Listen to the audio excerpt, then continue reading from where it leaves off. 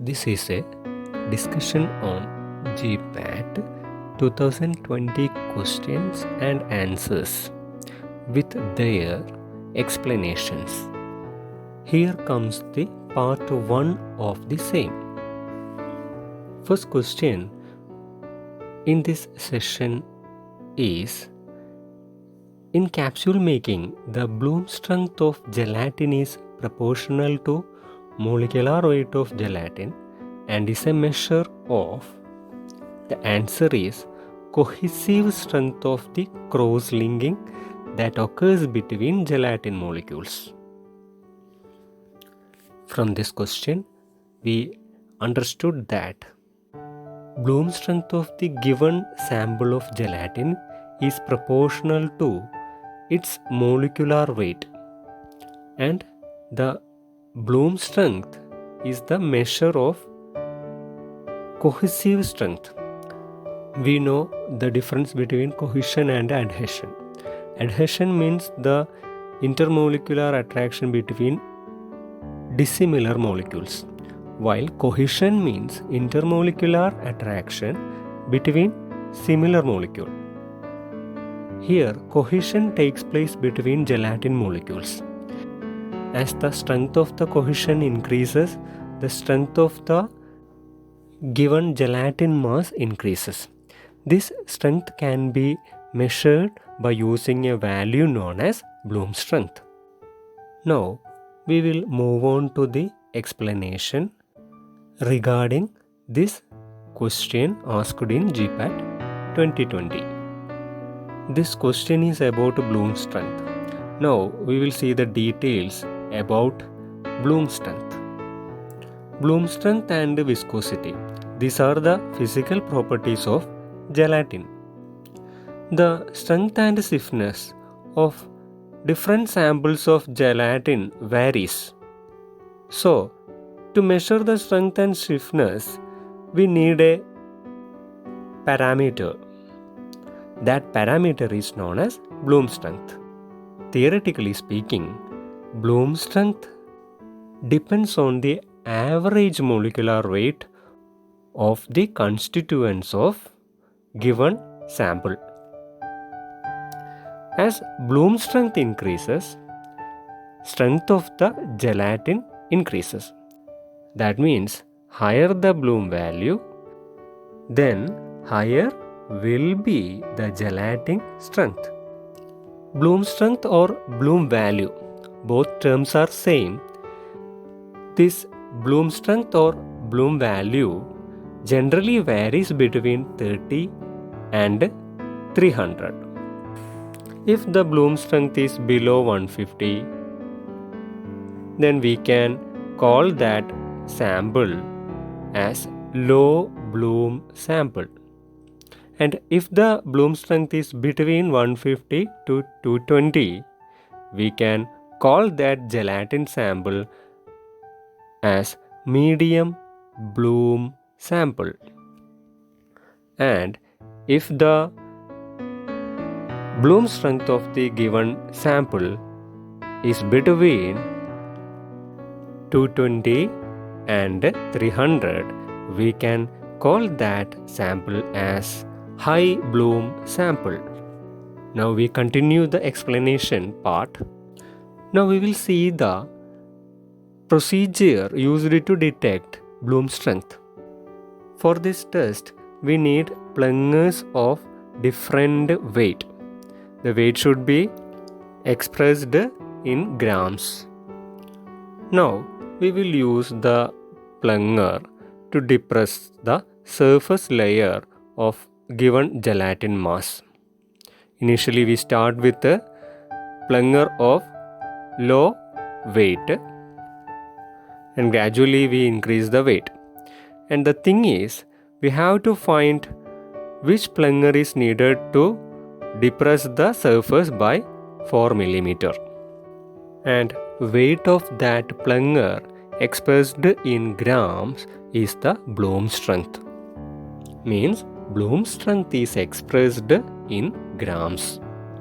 The entire test should be carried out in uniform temperature, and the main thing is the plunger has to depress the surface of the given gelatin mass by 4 mm without any breakings at the surface. Now we move to the next question asked in GPAT 2020. The question is, what is the wrong statement regarding an amorphous solid? 4 statements are given here, out of which the wrong statement is amorphous solids are usually anisotropic. You can understand this from this explanation. A powder can exist in 2 forms. One is crystalline and the second one is amorphous. First of all, about crystalline solids. The properties of a crystalline solid are, first thing is, the molecules within a crystalline solid are arranged in a fixed order, so that the crystalline solid can exhibit a specific melting point. At that melting point, these molecules obtain an energy to break down the attractive forces. And crystals show a property, namely crystal habit.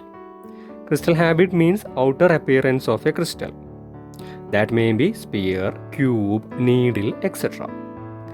And all crystalline solids are anisotropic. That means when we try to measure certain physical properties of a crystalline solid in different directions, then the values will vary.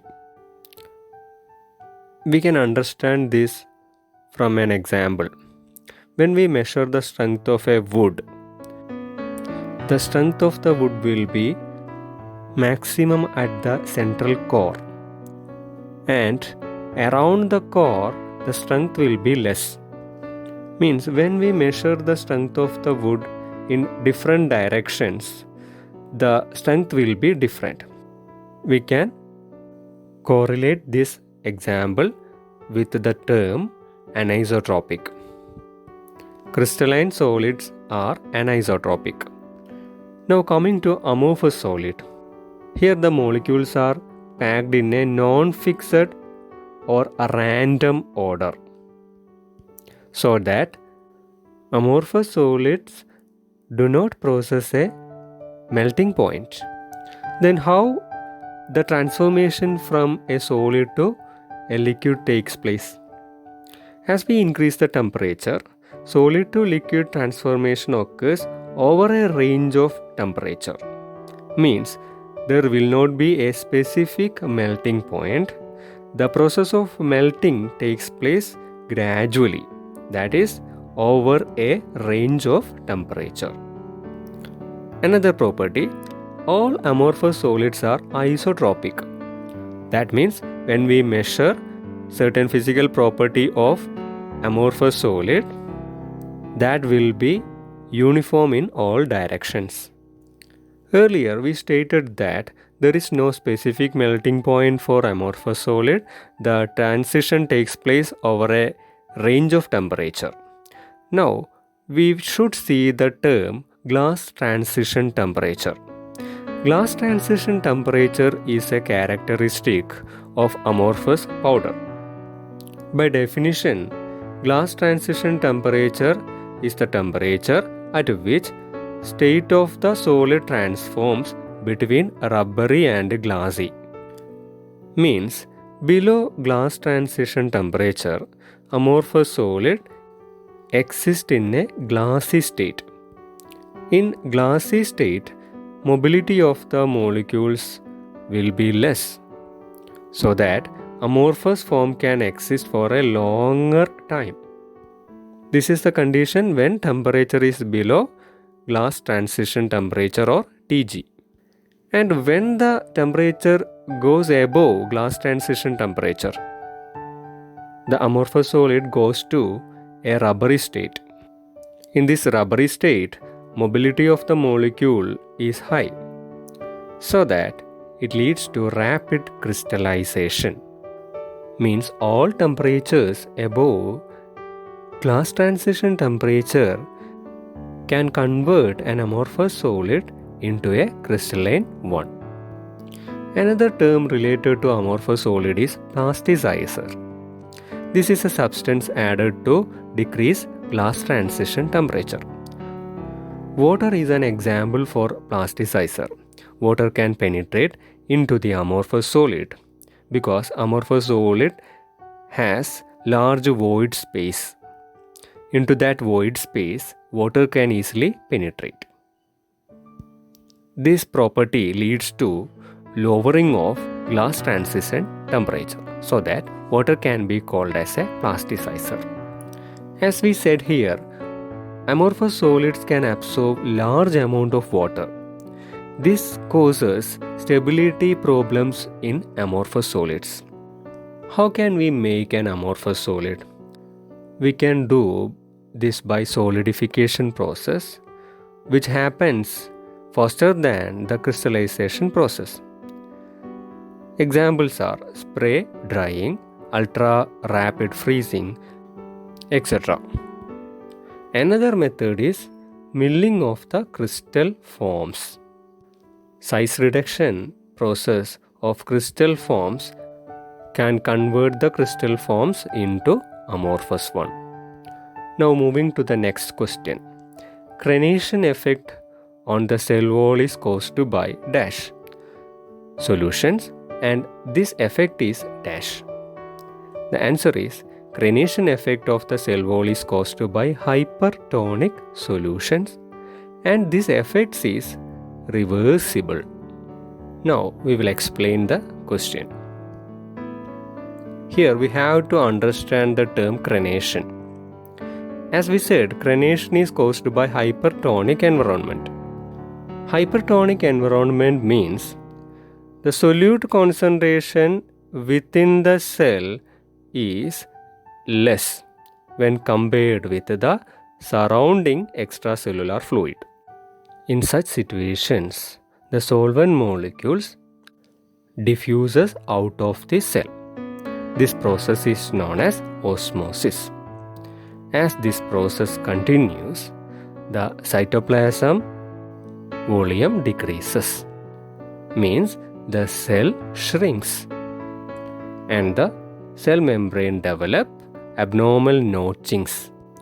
Means the cell surface will not be uniform. There will be peaks and valleys. This picture explains the same. Initially you can see a cell placed in hypertonic solution. Means solute concentration is higher at outside. Second picture shows the cell placed in isotonic environment. Here the solute concentration inside the cell is equal to the solute concentration outside the cell. In third picture, you can see a cell placed in hypertonic solution.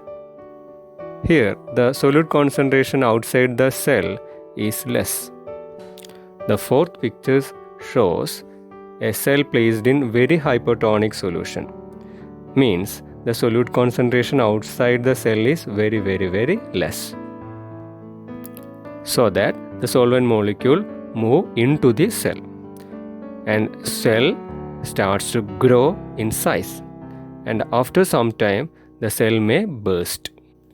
Moving to a next question asked in GPAT 2020. The question is, certain sterols are formed in the lower intestine by the action of bacteria, and these sterols are formed from cholesterol, and these sterols are present in feces also. And the question is, which is the most important sterol among them? The answer is coprostanol. And we will see the explanation for this question. All cholesterol molecule arriving at the large intestine will be metabolized by colonic bacteria. Cholesterol is mainly converted to coprostanol. Coprostanol is a non-absorbable sterol. Means it cannot be absorbed again so that it will be excreted in feces. And an enzyme produced by bacteria is responsible for this conversion. Name of that enzyme is cholesterol reductase.